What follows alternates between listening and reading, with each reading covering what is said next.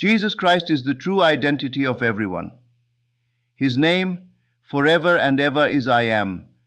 Therefore, when you say I am, you are declaring your true identity. Do you believe that all things are possible to someone called Jesus Christ, but not yourself? If you do, it is because you do not know who you are. In 1929, believing Jesus Christ to be another, I stood in his presence.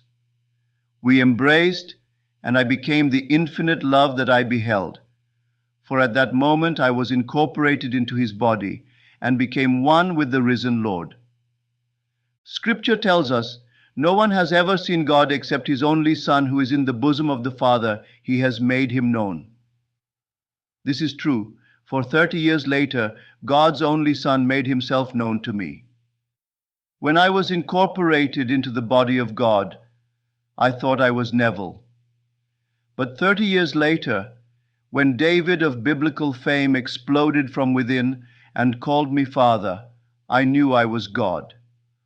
Although to me, the David who said, I will tell of the decree of the Lord, he said to me, Thou art my son, today I have begotten thee, lived 1000 BC, and was not in any way related to me.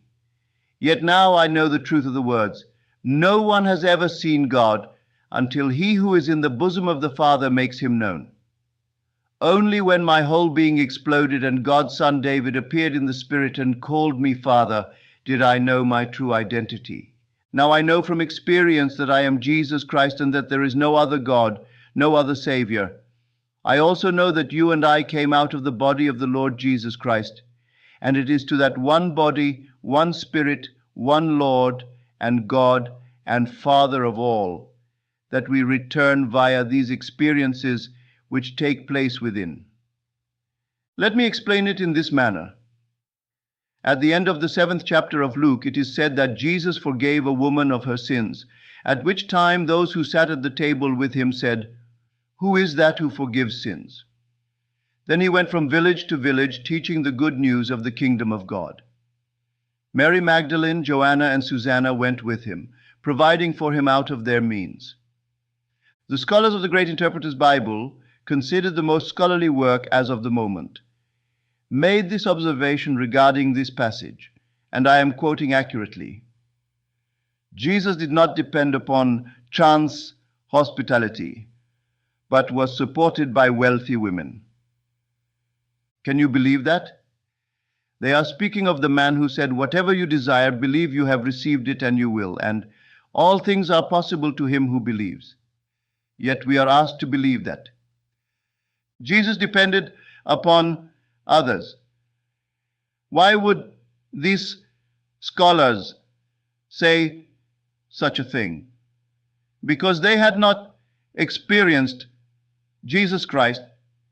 This is not a story of 3 wealthy women, but of those who saw the empty tomb. These characters are eternal. They are those who told what they had seen by relating their own experiences. It is said that the apostles who heard did not believe, as it seemed to them, but an idle tale.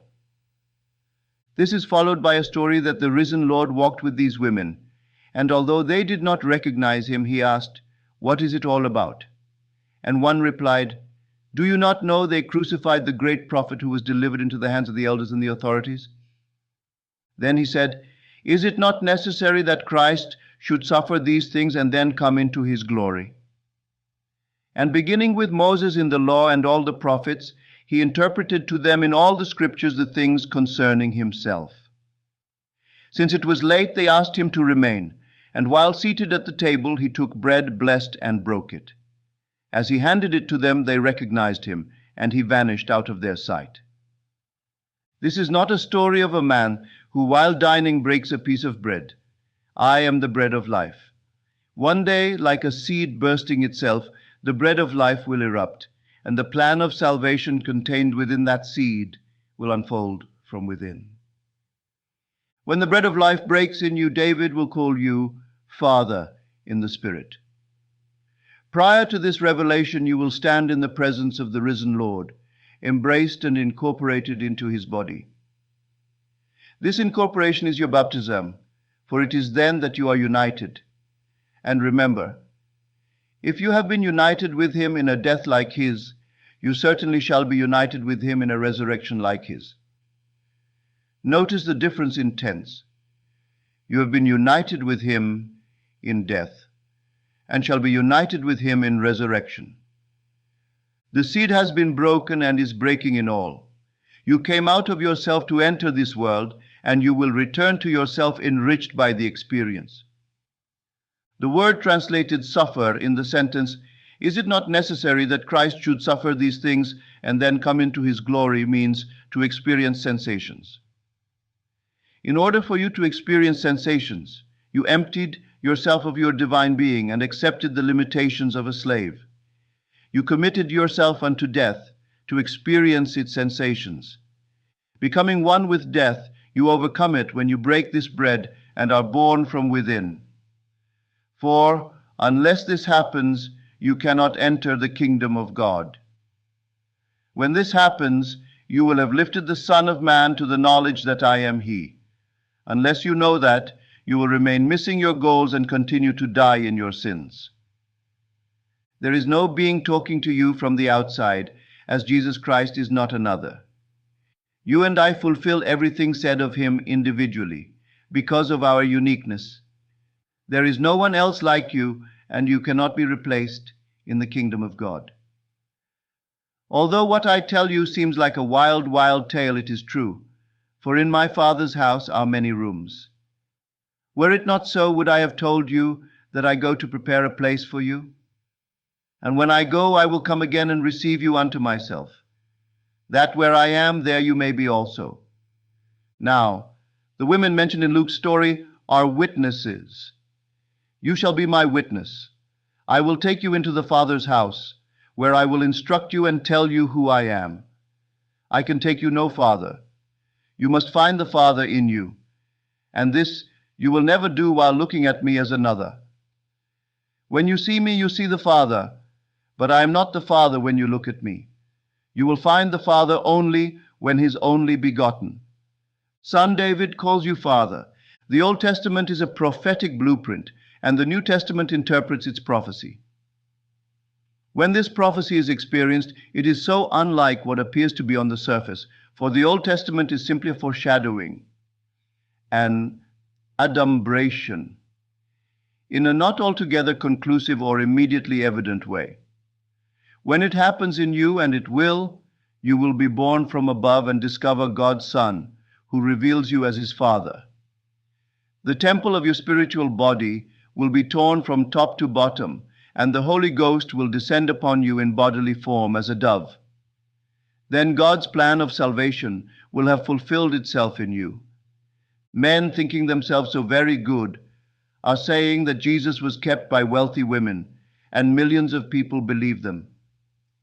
There are those in my own profession who will point to this passage and get wealthy women to support them, and they will, believing they are doing God's work as you would milk cows. How could a man who said, "Whatever you desire, believe you have received it and you will," depend upon wealthy women for support? I have been offered diamonds, jewels of all kinds, money, my rent paid for 5 years at a time, all kinds of things. But I have never accepted any of these. I have paid all of my debts, but not through gifts such as these. When they told me this was common practice, I assured them that I was not common and was not in the market for what they offered. But the women spoken of in Luke were his witnesses, those who recorded their visions to support his claim. For one must have proof that everything said of Jesus Christ in Scripture has been experienced by him. Should not Christ experience these sensations, these emotions, and then enter into his glory? I have to have Scripture confirmed, for I am not just talking to you on this level, but on every level of your being. One friend followed me from place to place, from level to level, as I taught Scripture. In her letter she said, "At each lecture I became so excited my heart began to split, and at the very end I could hardly contain myself." Are we not told, Did not our hearts burn within us when he opened unto us the Scriptures? What else is there? If you read a doctor's report in the morning paper and remember what the same doctor reported a year ago about the same condition of the human heart, you would find that the doctor had completely contradicted himself. Or perhaps he's only quoting another doctor. Well, if there are 1 million doctors, do you know you will find 1 million different treatments for the same disease? Treatments are more fashionable than the clothes you wear, changing often, but the Word of God is forever.